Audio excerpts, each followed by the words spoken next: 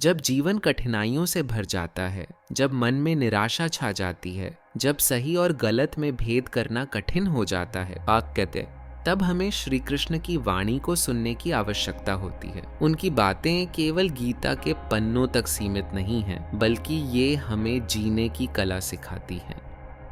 आज हम श्री कृष्ण की वाणी को उनके जीवन से जुड़ी 3 अद्भुत कहानियों के माध्यम से समझेंगे। यह कहानियां केवल सुनने के लिए नहीं, बल्कि जीवन में उतारने के लिए हैं।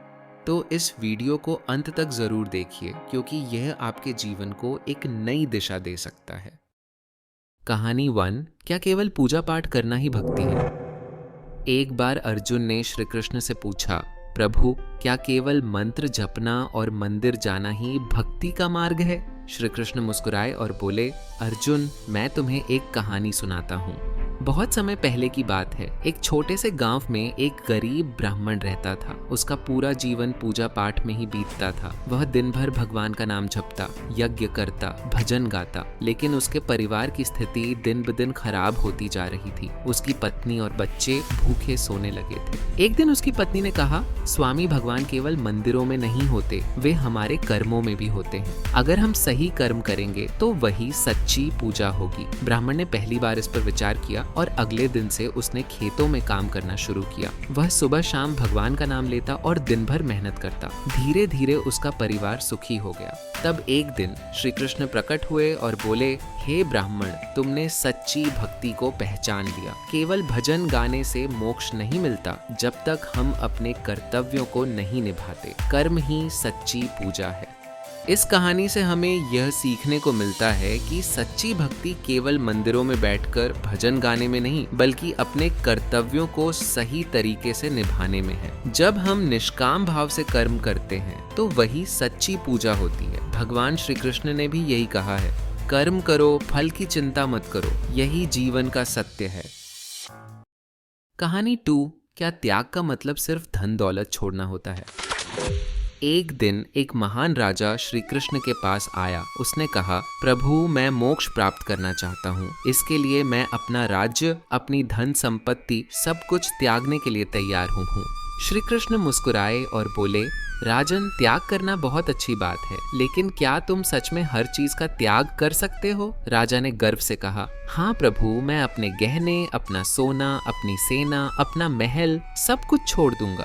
श्री कृष्ण ने फिर पूछा, और अपने अहंकार का क्या करोगे? राजा चौंक गया। वह चुपचाप खड़ा रहा। फिर श्री कृष्ण बोले, संपत्ति का त्याग आसान है, लेकिन अहंकार का त्याग सबसे कठिन है। अहंकार ही सभी बंधनों की जड़ है। जब तक अहंकार रहेगा, तब तक सच्चा त्याग संभव नहीं। कहानी 3। क्या भगवान सिर्फ बड़े मंदिरों में ही मिलते हैं? एक बार नारद मुनि ने श्री कृष्ण से पूछा, प्रभु, इस संसार में सबसे बड़ा भक्त कौन है? श्री कृष्ण मुस्कुराए और बोले, चलो मैं तुम्हें दिखाता हूँ। उन्होंने नारद को एक गांव में एक गरीब किसान के पास ले गए। नारद ने देखा कि वह किसान दिन भर खेतों में काम करता और दिन में केवल 2 बार भगवान का नाम लेता। नारद बोले, प्रभु, यह तो केवल 2 बार ही आपका नाम लेता है, फिर यह सबसे बड़ा भक्त कैसे? श्री कृष्ण बोले, नारद, जब तुम भजन करते हो तुम्हारा ध्यान कभी कभी इधर उधर चला जाता है, लेकिन यह किसान हर सांस के साथ मेरा नाम लेता है। इसे मंदिर जाने की जरूरत नहीं, क्योंकि यह अपने कर्मों में ही भक्ति करता है। इस कहानी से हमें यह सीखने को मिलता है कि सच्ची भक्ति केवल पूजा पाठ तक सीमित नहीं है, बल्कि अपने कर्तव्यों को पूरी निष्ठा और समर्पण के साथ निभाने में है। जब हम बिना किसी स्वार्थ के कर्म करते हैं तो वही सच्ची पूजा बन जाती है। यही श्री कृष्ण का सबसे बड़ा संदेश है। कर्म करो, फल की चिंता मत करो, क्योंकि यही जीवन का सत्य है। श्री कृष्ण की वाणी हमें सिखाती है कि जीवन केवल भजन कीर्तन तक सीमित नहीं, बल्कि सही कर्म, सच्ची श्रद्धा और अहंकार के त्याग से ही भगवान मिलते हैं। अगर हम उनके बताए मार्ग पर चलें तो जीवन में कोई भी बाधा हमें रोक नहीं सकती। जो हुआ वह अच्छा हुआ, जो हो रहा है वह अच्छा हो रहा है, और जो होगा वह भी अच्छा ही होगा। बस विश्वास रखो और सही कर्म करो। अगर आपको श्री कृष्ण की यह बातें पसंद आईं तो वीडियो को लाइक करें और ऐसी ही प्रेरणादायक कहानियों के लिए चैनल को सब्सक्राइब करें। जय श्री कृष्ण।